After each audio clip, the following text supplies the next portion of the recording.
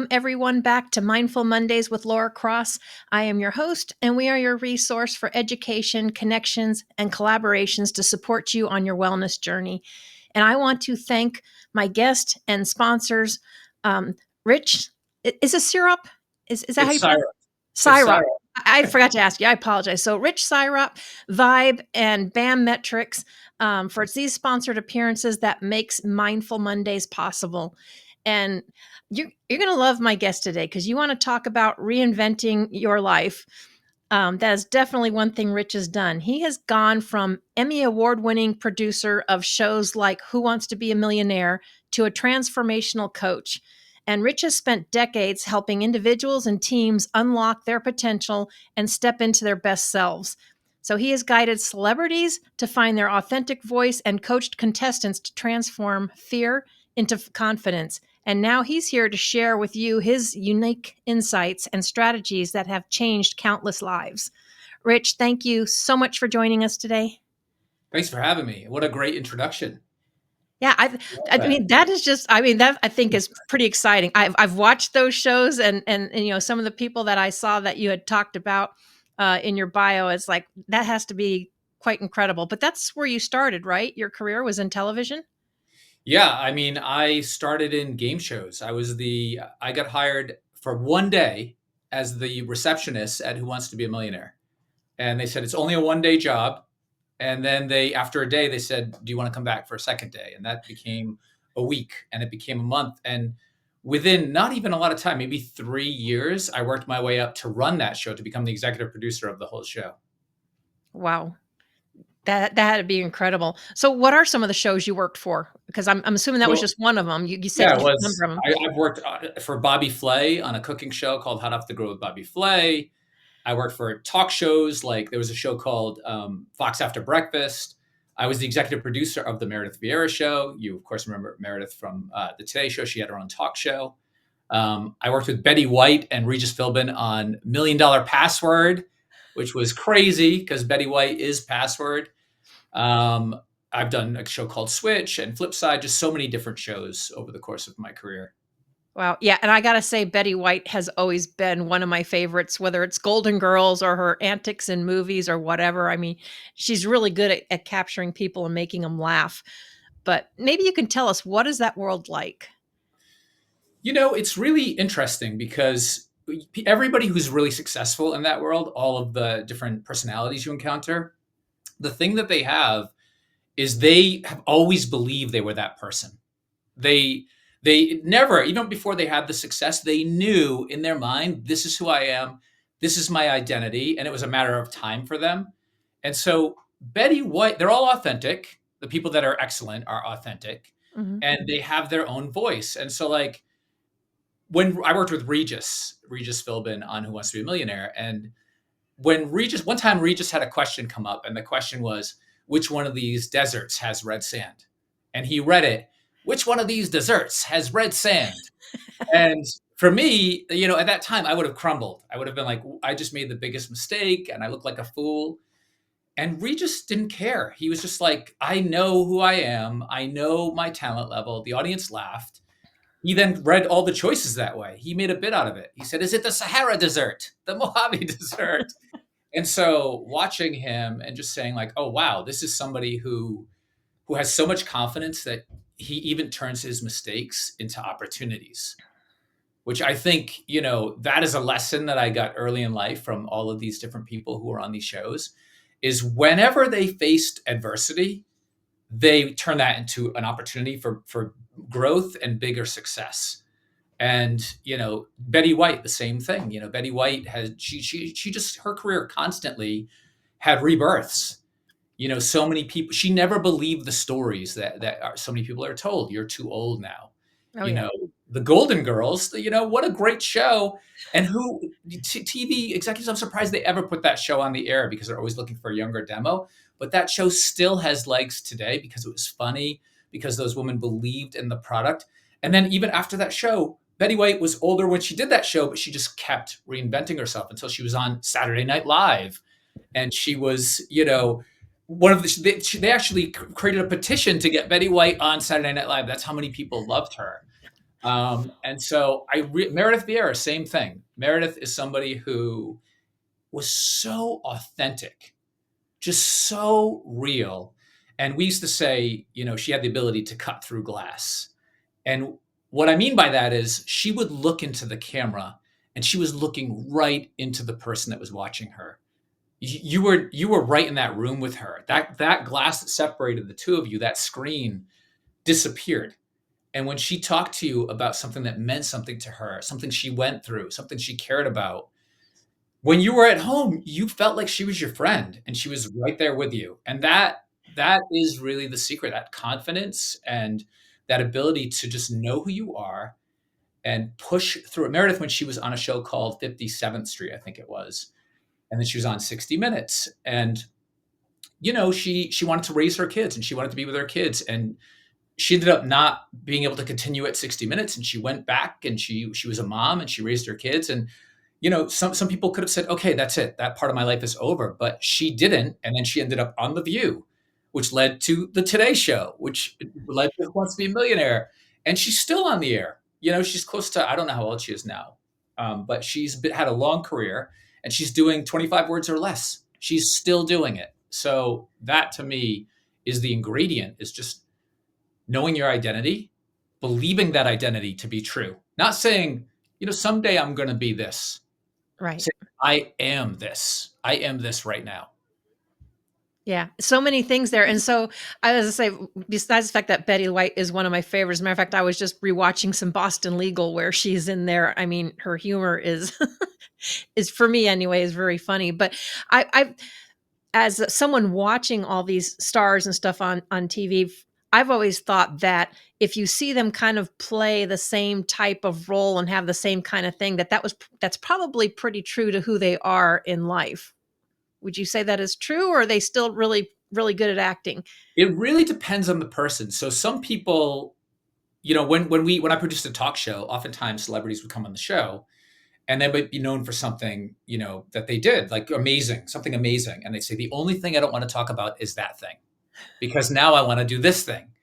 And you would say, what are you talking about? This is why people love you so much. But you have to respect that, like, that's what I love about Robert Plant. Robert Plant was like in Led Zeppelin, and then all of a sudden he's singing with Alison Krauss doing bluegrass, totally different than what he did, because he believes in his art and his authentic voice and his message, and he's not going to listen to somebody else say, that needs to be your thing.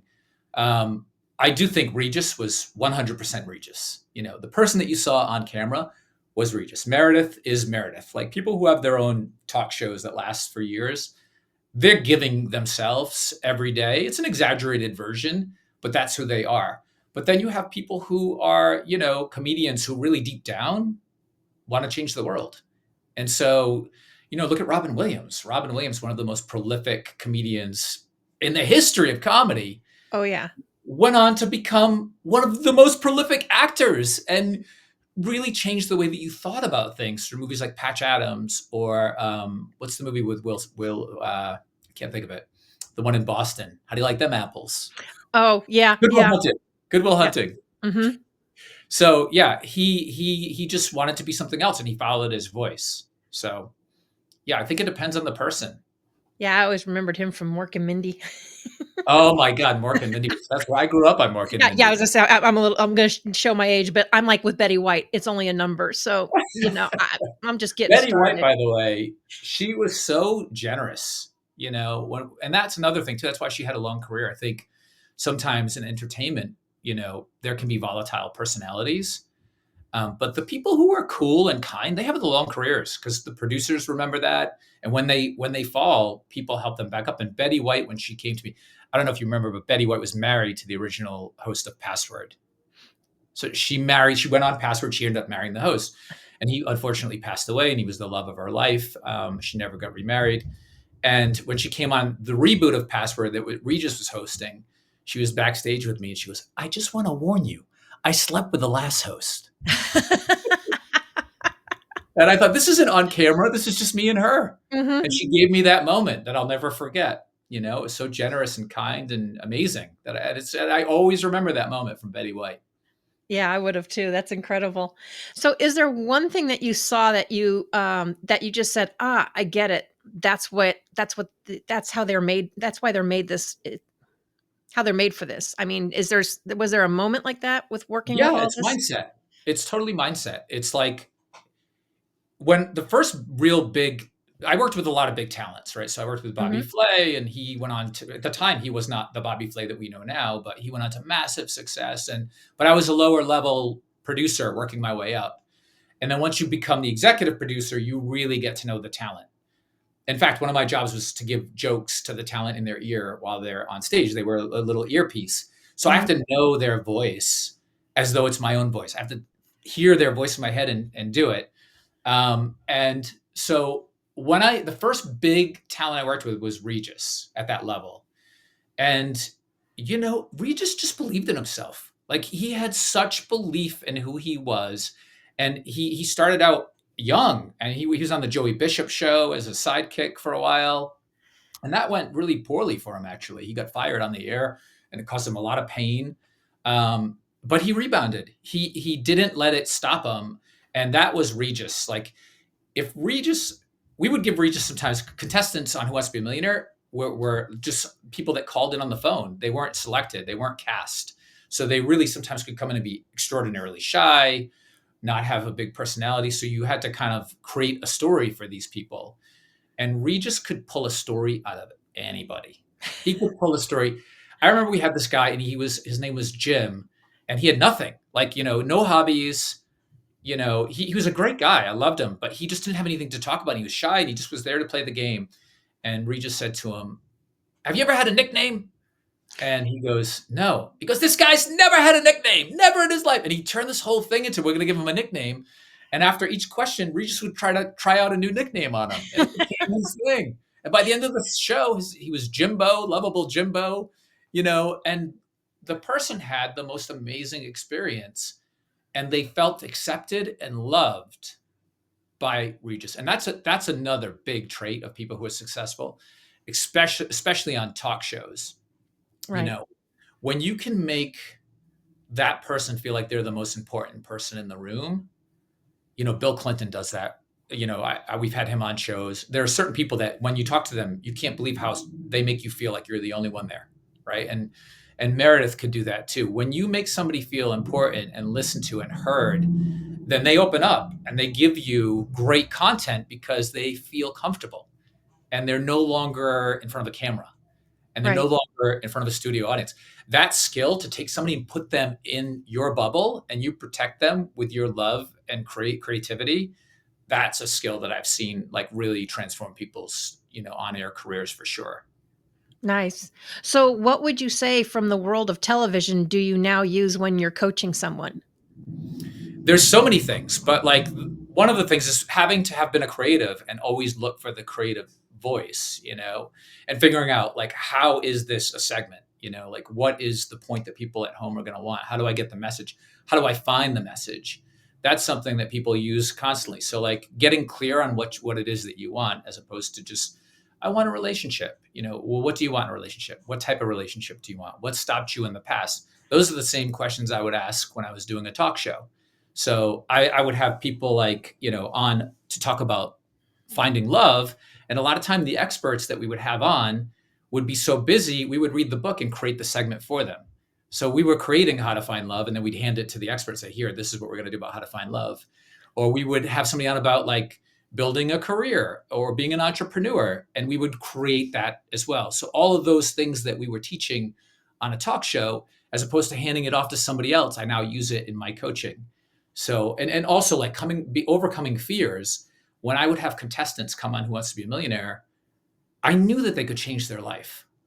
When I was a producer, this is before I was the executive producer, I knew that if I could get them to feel confident, and if I could get them to feel calm, then the intelligence that they had would come to the top. But if I couldn't, they would freeze and they wouldn't be their best self, and they might walk away with $1,000. But it was my job to make you feel so secure, so confident that you could really think. Once I could get you into to a place of confidence, if I could get you into a state of confidence, Now you could actually use the knowledge that you have to rise up to the top. And people would come on and they would need, so often we didn't talk about this on the show, but so many people went on Who Wants to Be a Millionaire because they wanted to adopt a child. And it was, it's $75,000, $100,000 to adopt a child. And they didn't want to put that out there. So we would say, whatever, pay off college debt or go on a Mhm. vacation. But I knew what the stakes were. People came on there, they needed surgeries and they had no health insurance. They needed $100,000 for a life changing back surgery or whatever it was. The stakes were high, and it was my job to get them into a place where they could be calm and confident and secure. So those skills, I've always been using, and I've used them on myself when I did stand up comedy for 5 years, and I remember how terrifying that was. I was like, okay, what would I tell my contestants? How did I get them into that state? My knees are shaking right now. But I think by having, I always say, like, my job is not to show you the path. I'm a torchbearer. So I know how to navigate out of the dark, and I can put the light on. I can hold the torch, and I can walk forward, and you can find your path. And that's what I did when I was in game shows. That's what I did when I was talk shows. I've done it for myself. That's what I did when I did stand up comedy. That's what I do for my kids. I have 4 kids, and whenever they're struggling with something, I try not to hand them the answer. I try to hold the torch and let them find their way to the answer. Yeah. Well, and then really you've been coaching all this time, just just kind of Totally. in a different capacity, and it's always hard when you gotta do it on, or at least I found it challenging when you have to do it to yourself, because it's like these things, but you have to get over some of the things that are playing in your head to You're the get hardest past. person you'll ever coach. Yeah. If you can coach yourself, you can coach anybody. But I had the benefit of having the most incredible mother that you could ever have, and she provided me with so much love and support and kindness that always made me feel like I have, I've had darkness too, but like Mhm. having that source of love always made me feel like you can find your way. Like, you are good. You can make it. And so, my mom's a teacher. Both of my sisters are teachers. So I've been around teachers my whole life, and I think I innately am a teacher. Just in a So different way. totally, I'm helping you find your own answers, but I still am a teacher. My wife, I got remarried. I met the love of my life. She's a coach as well, and she's a filmmaker. So she's coached me. All that stuff together, that leads you to find the answers. And I meditate every single morning. I have a morning ritual. I journal. All that stuff kind of helped me to find the answers that I was looking for, which I already had, which I've shared with other people. Um, I think we're going to get into this, I'm sure, but I told you I wrote a book, and that's eventually really what led me to the answers Yeah. that I was seeking, because they were inside of me, and I just needed to locate them. And we are gonna get into that, but being a producer, an executive producer, all of that going on, I mean, that had to be rather hectic. So what was work-life balance for you when you were working in the television world? So when I was at Who Wants to Be a Millionaire, it was great. It was great, and it was my foot in the door. But it was a pretty good work life balance. We were working maybe 10 hours a day, but I loved it, and it was like feeding me. And then when I started to do talk, and I got into Meredith Vieira's show, that show was very hard to produce every day because we were really trying to change people's lives, and we wanted to put good out in the world, and it was such a big mission, that we just gave. And I love Meredith, and I wanted to succeed for her, so we gave everything we had. And my work life balance was terrible. I was working some weeks 120 hours a week. Wow. I had When I first started that show, I had 2 kids. I had my third while I was there, and I love my kids. My Being a dad is like my favorite job in the world. And I was sleeping across the street many nights in a hotel room because I didn't have time I didn't have time to commute. So I would work 20 hours, sleep across the street for 4 hours, come back and go back to work because it required that amount of work for that show. And I was asking too much of the people that worked for that show. To be honest, like, I was giving it, and I was asking them to give a lot of themselves, and I really needed to restructure that entire show because nobody is going to really be able to give you their best. And I wasn't giving my best, even though I thought I was, because I was working too many hours. Um, it led me to a health crisis. I ended up having a serious lung condition called bronchiectasis, which is like collapsed bronchial lobes. And it was really, it was the stress and the amount of work hours. I had zero work life. I was eating terribly. I was medicating myself, like I was drinking on the weekends, or, going to the doctor because I had indigestion and the indigestion caused this, and just racking up the medicine that I was taking. And it took a toll. The first year it took a toll. And I care so much about my staffs when I work on these shows. And that first season, watching my staff go through that too, I just didn't want that anymore. So we completely restructured the show in the second season to totally change the work life balance. And we ended up doing the first 20 minutes of the show was like, basically like a roundtable discussion, as opposed to like really produced segments, which allowed us to kind of just look through the news, figure out what we're going to talk about. And that was a third of the show taken care of. So it alleviated the back end and gave people a much better life, and made me feel a lot better being able to look at the souls that worked for that show, and knowing that I wasn't asking too much of them. I still was asking a lot, because in talk you're asking a lot, Yeah. but it wasn't the first season I was asking too much. I was really asking too much of them, and I just shouldn't have asked for that much. It was a huge learning lesson. Yeah, I mean, I remember one of the days when I worked 40 to 60 hours was exhausting. I can't even imagine doing 120. But I know we have a lot to unpack, but we got to take a quick break from a word from our sponsors, and we will be right back to discuss the whole reinvention of you, because that is exactly what you did. So we will be right back.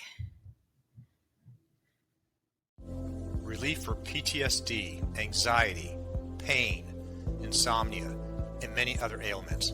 Introducing Vibe, the world's only pocket PEMF device.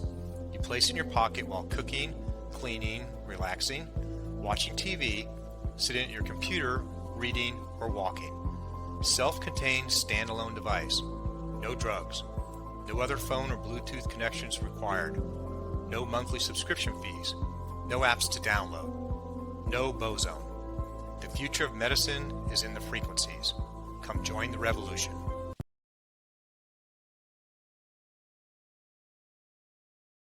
Hi, I'm Bobby Aldridge with BAM Metrics. There are so many programs out there that measure your swing speed, sets, reps, your BMI, your body fat, but the one thing they're not measuring that's so essential is mobility. Mobility is the key. If you're measuring your mobility, your performance will get better and you will reduce your pain. I created BAM Metrics to make it easy for people to repeat the exercises so they could do it properly at home on their own. It's simple, it's easy to do, and from a senior to a pro athlete.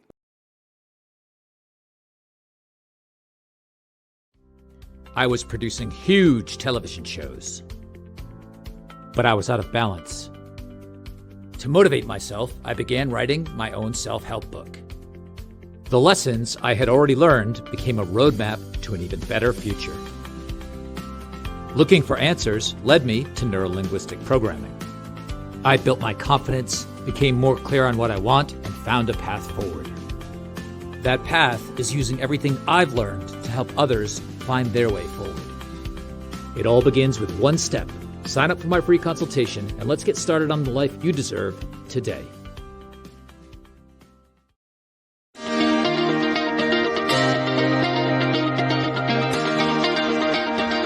So, Rich, that was a lot of hours, and I know you were like coming to realizations. But what would you say was your breaking point? Because you're not in that world anymore. You've transitioned. What was your breaking point? I found myself. I really found myself. When that show got canceled, after two seasons, it wasn't brought back for a third season. I was at home and I had time now. My mind hadn't had time to really digest anything. I'd worked from the age of 22 right up until that point. And I started to realize that I really didn't have the proper balance. I didn't have a lot of happiness. I didn't have hobbies anymore. I wasn't in touch with myself. I wasn't being physical. I wasn't eating right. And for me, realizing I needed to get a divorce. At that time, I was in a marriage that just wasn't working. and being forced into that decision and just saying like, am I going to be brave enough and do I love myself enough to actually reset my life at this point? Once I made that decision, everything started to kind of to come into to become clear. I said, oh wow, okay, it was a huge decision, and it was really dark. It was a dark time. But once it happened, I started to run. I started to play guitar. I started to take hikes with my son, every single weekend, 4 or 5 hour hikes, and just connect into his spirit, his young, beautiful spirit, and the trees, and feeling nature, and putting my hand in the stream, and just saying, wow, this is who I am. Like, I am massively connected to nature and to love. And so I then said, okay, I really need to, I need to figure out who I am and learn to love myself again. So I started to journal. I began meditation. Meditation was really hard at first, but I know from building a television career and becoming a stand-up comedian and playing college baseball that nothing is easy at first. Like, you just have to work, and it'll get better. So I just stuck with meditation, and I stuck with journaling, and the answers started to flow. And once I loved myself, I said, you know what? I think I'm ready to meet somebody. And I started to date, and I met the absolute love of my life. And I couldn't believe the level of happiness that I was experiencing. And I lost 25 pounds. I changed my diet. I became a vegan. And my asthma disappeared. My medical condition, which they told me at the time that I might not even live long from that medical condition. The first doctor I went to said, you're fine as long as you don't have MAC bacteria in your lungs. If you have MAC, you're going to be in trouble. I came back, I did have MAC, and I was like, I don't like that answer. So I need a new answer. So I found a doctor that told me the answer that my mind needed to hear. This wonderful doctor at Mount Sinai, and she was like, you just need to start running. And I was like, running? I can't even breathe. She's like, start with a quarter of a mile. Just start with just whatever. And I did. I started a quarter mile, and then I went to a half a mile, and I ran a 10K, and I just kept building and I have been a lifelong asthmatic since I was 3 years old on medicine. I am now on no medicine. I am breathing fantastically. And it's all because I found happiness, and I've reduced my stress, and my diet is completely changed. So once I had all of this stuff and all of this happiness, I then started to study neuro-linguistic programming, which is like about changing your subconscious mind and your belief systems and ordering your values and all of this great science behind the mind. And I started to adjust myself, and I saw even bigger changes. And then my daughter has OCD, and I used it with her, and I started to see big changes with her. And so I said, this is so valuable. My experience and this stuff that I've learned, I owe it to like other people to really start to share this. And so I started coaching. And then once, oh my God, when you coach somebody and you see them change, that is even a bigger reward than your own self change. Watching somebody get rid of these old stories and start to believe in themselves. And I had this client who really just was so hard on herself, and she was so upset, and she was living in this place of, I'm not good enough, which, by the way, almost all of us, that's ultimately, if you keep asking questions, that's where we get to. No matter how great you feel, there's still something that always needs to be worked on up there that's saying, I'm not good enough. And once you work on it, you get better, but it comes back, and you need to keep going back. But seeing her change her life and start to feel like she's good enough and become a Pilates instructor, and seeing, another guy who's got a photography business and he's doubling his business now, because he's starting to understand what his worth is and how he can go out and get it and how to set goals. It's amazing. It's really amazing to change people's lives. Yeah, and there's so many things that you were saying in there. I mean, like one of them, so I was one that was always told that I have exercise-induced asthma because I would always have trouble. They give you the inhalers and all this stuff. And I'm like, I don't take any of them anymore. It's like that stuff was doing me more harm than good. It's like if you, like you said, change your lifestyle, change your diet, and do stuff, you can build up your own, lung capacity and stuff and get past that. But maybe you can share with us a little bit, because you came from a very busy, packed world, working 120 hours a week. And a lot of us have the whole monkey mind thing going on and find meditation difficult, because really you're asking that to stop and slow down. How was that process for you? Or was there anything that helped you to get to that point? Because many of us Definitely. struggle. Definitely. By the way, the asthmatic thing, just to hit on that for 1 second, Uh-huh. I think what we do, this is a big part of neuro-linguistic programming, but when you label yourself something, you say, I'm an asthmatic, that's really like, you could say like, I'm having asthma issues right now. But once you say, oh, I have this life condition, that is like just putting it in a bad place. Like, you should turn it into like, I've had clients who say, I have ADHD. I said, no, you're just ADHDing at a moment. But that's just a moment of ADHD, and you don't have ADHD. I think when you tell yourself a story, whatever that thing is that you think is a problem, it becomes a worse problem. You can make it a better problem by just saying, I'm just in a state of this right now. I am not this thing. So I'm glad that you have overcome Oh asthma. yeah, I learned that too, and it's like, you can tell me that. I don't subscribe to that. I'm like, Yeah, because I know I know I can change things. totally. That's beautiful. So sorry again. What was the question So about the the? meditation part, you Oh, had right. yeah, because we all have that monkey mind going on, and we got to do this, we got to do that. We come from a society where we want everything yesterday. You were in a very busy field of working 120 something hours a week. How did you get to where you were able to just like sit still, meditate, or just be? So I first tried to like really I did guided meditation, and I was so uncomfortable. Like, my legs hurt and my hips were hurting and I was itchy and I couldn't concentrate. And so then I said, you know what? I think I'll get to that place someday, but right now comfort is the most important thing. So I'm not going to worry about anything I've heard. I'm just going to be comfortable, whatever that means. And sometimes I would meditate laying down. Sometimes I would meditate. I'd still be intentfully meditating, but I would meditate in a place of comfort so that that wasn't part of the distractions. And then once I did that, then all the thoughts of my ego would come in and say, "Oh, you didn't do this. Blah, blah, blah. You forgot about that. And oh, what about this thing that happened in your life and makes you this?" And I needed to come up with something to. So in meditation, it's like, don't push the thoughts away. You have to acknowledge the thoughts, but don't see them from outside of ego, which is very hard to describe to somebody that hasn't gotten to the place of separating ego. Right. That's a hard concept. So at the time, I said, okay, I'm going to imagine that I'm looking out at the ocean, and that every time one of these thoughts comes, I'm going to put it into a boat and I'm going to push it along to the side. Either push it along to the side because it's something that I may have to deal with later, or push it out to sea. And that simple, and then I would laugh because, like, if it was me saying like, "You're not working out," I would picture me being frantic and going, "You're not working out," and I just push it, and I'd hear the voice kind of like slowly fade away. So I was acknowledging it, but just going, "Okay, you can move on. Okay, you can move on." And it was always after about 10 minutes of that the last 5 minutes would be pretty solid, and I'd be just into a state where I start to see my energy colors moving.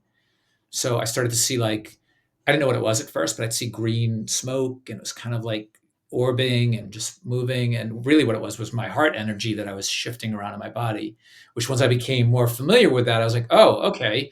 Then I saw my third eye, and I had no idea what it was. And then I figured out, oh, wow, I've actually reached a place where I'm seeing my third eye. Um, and, even now when I meditate, though, like, there are days where my ego mind gets in the way. My busy mind gets in the way, and I come out of it and I just go, okay, no judgment. I sat for 15 minutes. Now I sit longer sometimes. Sometimes I'm like, all right, I'm going to do, because really for me the 10-minute mark is when I start to have my most insight.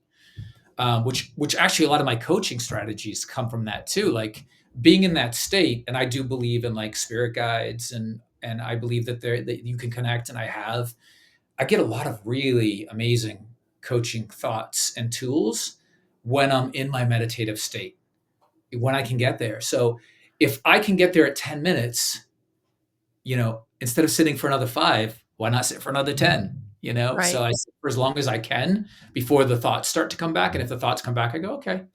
But no judgment, no judgment, being comfortable and find a way to see the thoughts without having them sit there forever. Like I like the boat thing, but whatever you come up with, you can put them in a bubble and pop them, whatever it is. But like that visualization helps your mind, I think, to not become fixated and sit with something too long.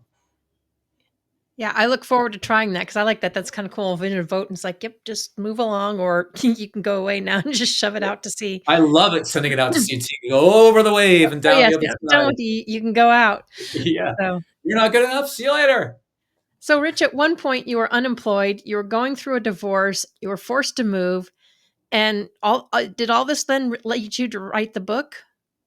Yeah. Yeah, during COVID, I got to a point where I was already going through the divorce. I already moved out. At the place I was renting, they decided to sell. So then I had to leave. And I also didn't have a job. I was unemployed at that time.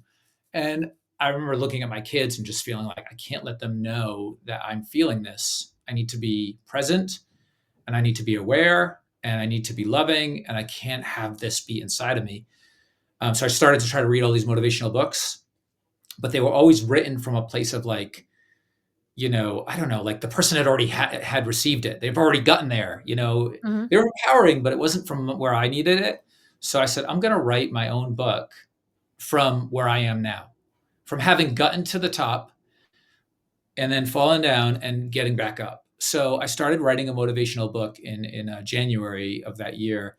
And I set a goal for myself financially. And I said, I'm going to make this. And it was a really high goal. And by April, I still hadn't made a dollar. By May, I still hadn't made a dollar. By June, I just had started working. And it seemed like, I don't know how I'm going to achieve this, even if I get what I normally make every week for the rest of the year. But I just kept writing the book. And every single chapter was another lesson from my life, taking small steps and second chances and work ethic and putting good energy out there, and mindset. And as I'm writing this book, I'm like, wow, I can't believe I've shared this with so many different people and I haven't been using it myself.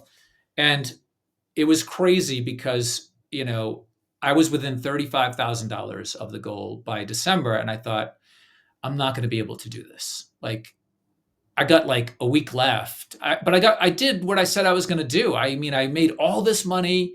I rebuilt my life. My career's in better shape. The kids were happy. I was back into another better house. And so I said, you know what? It's not about the exact number. It's about what you set out to do. And don't always look at the exact number because and then I swear, like 5 days before the year was over, I got a call from a company that said, we want to hire you to do development for us. And we want to pay you $35,000 to the penny. To the penny, I Talk made the about money. manifesting, right? Yes. Manifestation is great and it's visualization, but it's action too. And I took the action. Wow, It's that's amazing. incredible. It was So really amazing. when you were writing, the book, you kind of relearned some lessons. What was your favorite one that you relearned when you were writing it? I mean, my favorite lesson is the simplest, and it was the first chapter. And it's like small steps lead to great distances, And it was about when I was a kid, I wanted to be a professional baseball player, and so this is what the chapter was about. And it was about how I was so bad at baseball. I used to run around like this trying to catch the ball, but I never bent my arm.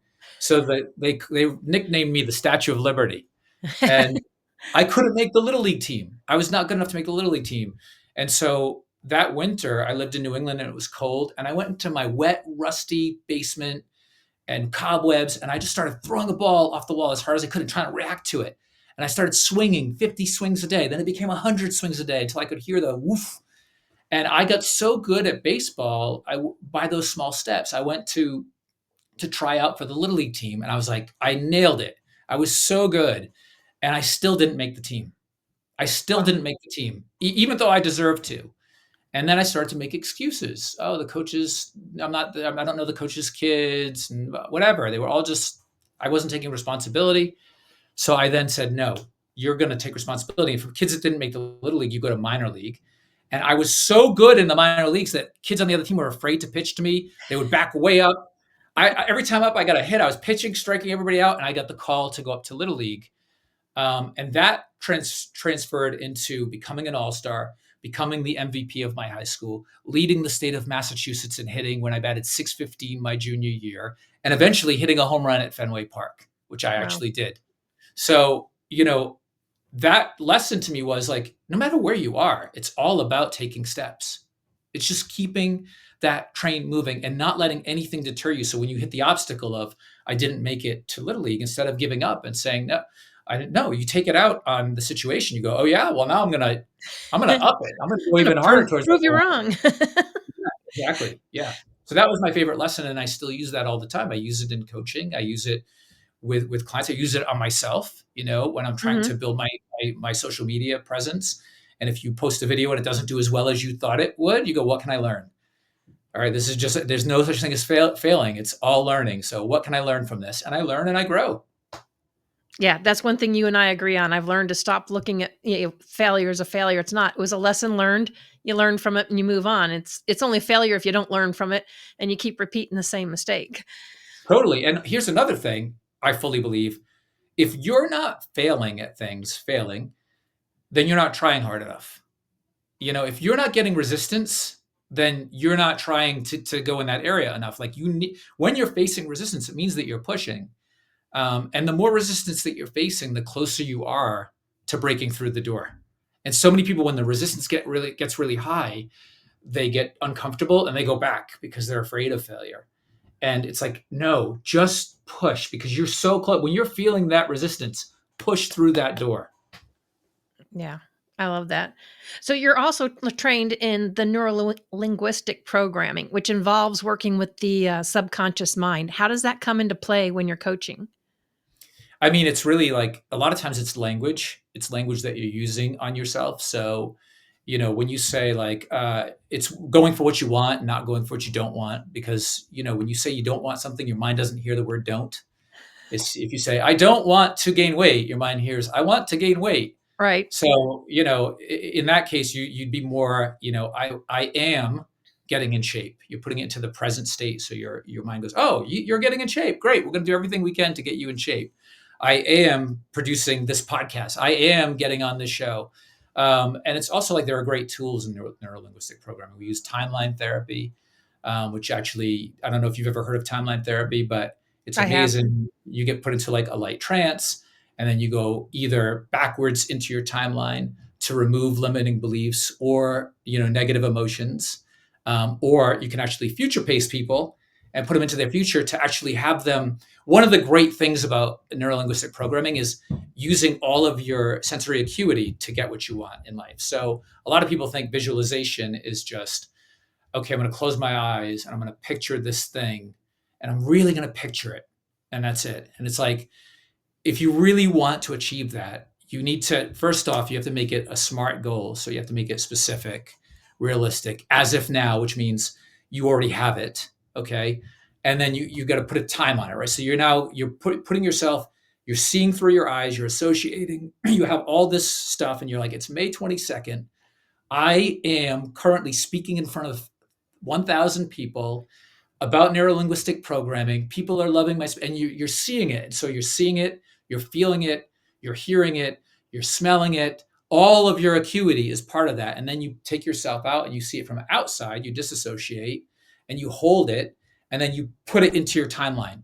So you look into your timeline, you're floating above your timeline, you look down at May 22nd, boom, right into the timeline, and it's there. And then you look back towards the future and you see everything reset itself. So you're really working with your subconscious mind to say, this is no longer a goal or a hope. It's a memory that's already happened in the future. And then your subconscious starts to deliver situations to you and push you down the road to actually reach that goal, which I've seen over and over again with goals that I've set. The first time I heard this, I said, really? How? And then I used it and I was like, whoa, like that's crazy. Like I would get a call from somebody. I'd get an opportunity that maybe would have been there anyway, but I wouldn't have seen it. But Right. you start to see the opportunities that are pulling you towards that goal. And it's powerful, powerful stuff.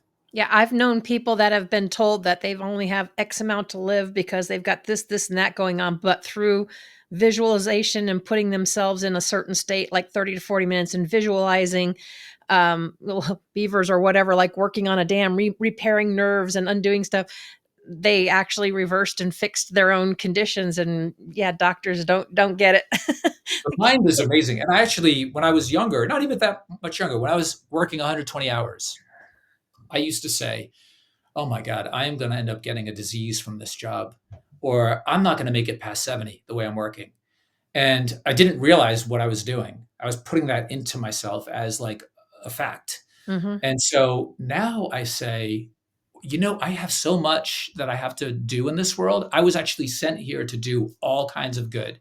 And I didn't get started really until my mid 40s. And I have 55 years left of stuff I need to do. So no matter what, I know I'm here until I'm 100. I know I am. I am so sure I'm going to live to 100 because there's too much there's too much good that I need to do. So that's the thought that I don't just say it. I don't just go, I'm going to live to be 100. It's something I believe. It's something that is part of my identity. And I see it and I hear it and I And you feel it feel it. and I smell it and I taste it. And it's all real. The cup of coffee that's going in my mouth when I'm 100, I'm tasting that coffee. I'm smelling it. I'm high-fiving people. It's real. It's not just like, it'd be nice to live to be 100. It's different when you put it into that place. Yeah, definitely is. And I love that you do that. What do you think is the most important thing a coach can bring to a client? I think it's about, so I have this thing that I love that I use on myself all the time. And one of the biggest problems that we have is we tell ourselves a story that's not true. And so I say, whenever you get to a place of beware of the future, beware of this thing that's, only in your imagination, turn that beware to be aware. Be aware of what's happening right now. Where are you right now? What are you doing right now to work towards what you want? What actions are you taking? What emotions are you feeling? What state are you in? What identity are you associating with? Get rid of beware and be aware. That to me is the most important thing, because I think we waste a lot of energy and time on this thing that's not real. Like this imaginary future that in our head we've created as 100% true. I was told that I have this thing, so that's the thing that I have, and that's where I'm heading. Oh, I was told that I'm not a good student or I'm not smart by some teacher, and now that's my story that I'm. No, beware of those thoughts and be aware of what's happening right now. The sun is shining, your feet are on the ground, you're reading a book, you're growing, you're getting smarter, you're writing down your goals, you're figuring out what you want and what your purpose is. You're looking for love and you're discovering how to love yourself first. That's what you're doing. Be aware of that. Yeah. And it always drives me nuts because I'll hear people and say, "Oh, well, this runs in my family. It's in my DNA. It's in my genes." And I'm it's like they just reserved the fact that that's the way it needs to be. And I'm like, no, you have the ability to change.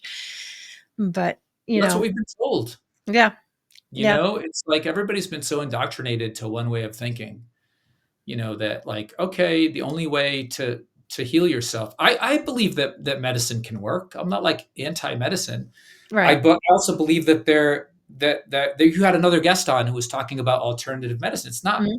it's not alternative. It's like the way it's been forever. And so healing with your mind and healing with your mindset and healing with being holistic and healing with meditation and being connected to nature is so important. It's so powerful. It is the first way. Like start there. And then if you need other things, then go after other things. But like you got to start in a place of mindset, and what you're putting into your body is just as important. What you're putting into your mind is important. What are you putting into your body? I talked to a rapper the other day, who I was coaching, Mhm. and he's a famous rapper, and he was like, okay, so I feel like I might be smoking too much, marijuana. So I said, well, how are you using it? Like, why are you smoking marijuana? And he said, because I'm stressed out. And so I said, where does art come from? Like, where does art come from? He said, art comes from pain. I said, okay, so by muting your pain, by masking your pain, you're muting your art. And he was like, wow.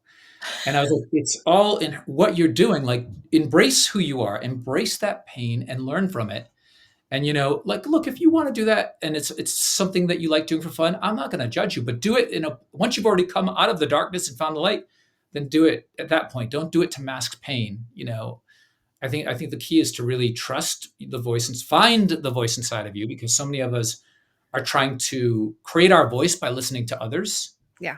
So we're going, oh, I want to be a famous this, or everybody wants to be famous, or I want to be an author and I'm going to go read how this author made it. And you try to create your path. No, you have to quiet that stuff and get deep into your own voice.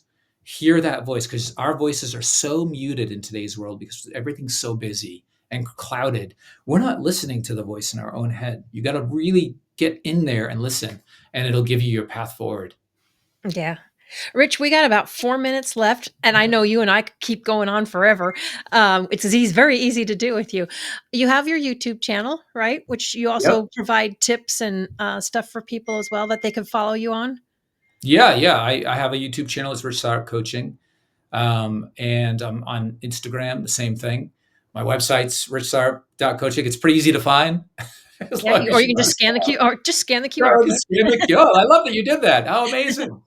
So Yeah, and I share tips on there. I remember when I was looking for help, a lot of times, like when I would see something online, it would be like here's a little bit, but like I'll give you the whole thing. I give it all away. Like if you want to work with me, great. I'll always help you. But like I want to help people. My whole goal is to help people so they can live the life they want. So everything that I give in these videos is everything I have. If I have a thought, I don't hold back. I give it away. So yeah, that's all on the YouTube channel. nice. So your book, is it out? Did you publish it? I have never published it. And here's why. Once I wrote the whole book and it helped me to get to where I was, I started to do neuro-linguistic programming. So when I go back and read the chapters, they're so valuable, but there's stuff I know now that almost needs to be included. So I need to go back and be like, no, here's the science behind it. Here's why it works. I knew it worked, but now I feel like people do better when they have proof. When they're like, okay, why does this work? How does this work? Why is your brain working this way? How does burnout work? What are some of the tools to get through it? So I'm actually doing a rewrite right now, and I might publish it at some point, but I use it in my coaching. Ultimately, it gave me a roadmap to help people. Well, when you do, I think you should let us all know about it, because I totally will. I for one would love to read it. But we've got about 2 minutes left. What do you want to leave the audience with today? I would. This is what I want to leave the audience with. Whoever you are, whatever you're going through, you're perfect. You are perfect just the way you are. Like you are loved. You are love. You are a light. And stop listening to that voice that's telling you that you're not. There are ways out of that darkness. Just start to believe in yourself. Tell yourself a different story. One of my kids was feeling sad, and I said, "What's your least favorite show?" And he told me, "I can't stand this show." I said, "Now imagine if that show was on TV. Would you leave it on, or would you change the channel?" He said, "I'd change the channel." I go, "You have the same choice in your mind. You're playing a show that you hate. This show's making you feel sad. You don't like this show. Take the remote out and put on your favorite show, because it's that simple. You really don't have to keep seeing that thought that's telling you you're not good enough, that's telling you that you're not loved. Change the channel." Great advice. Rich, thank you so much for joining us and sharing your journey and all your tidbits with us. I greatly appreciate it. Thank you so much for having me. This was amazing. You're the best. I love watching your show. Thank you. And I'm so happy to be on it. Thank you. I appreciate it. And anyone, obviously, Rich has been there, done that, and can help you. So if you got stuck, or you need to reinvent your life, reach out and connect with Rich. And we will see you all next week.